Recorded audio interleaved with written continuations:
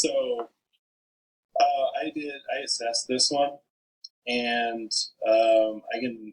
The first learning outcome is identify essential grammar of photography. The folios, they didn't. There were very few that labeled anything that would imply that that was understood.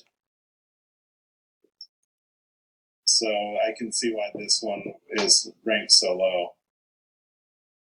Yeah, sometimes for some of these, it just comes back to there just needs to be a project or exercise that creates evidence of it.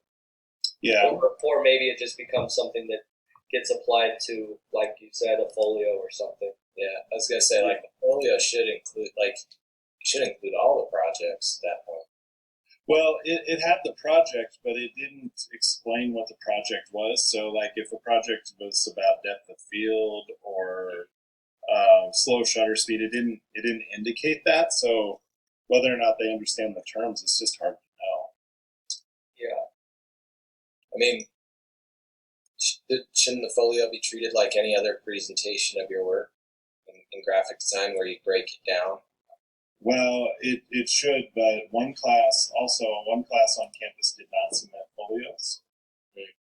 And the other course, it was just a slideshow with no words, no text, Just music. just images. So that I really, that seems to be the biggest shortcoming. I mean, I had to kind of encounter that a little bit when I was looking at what the course learning outcomes were for the typography class, and I had to build in kind of like a quiz and kind of apply that to the class in order to make sure that there was evidence that they are learning the grammar of the language. So that might be something too that just needs to get incorporated as a project or an exercise or something that showcases that that course learning outcome is being achieved.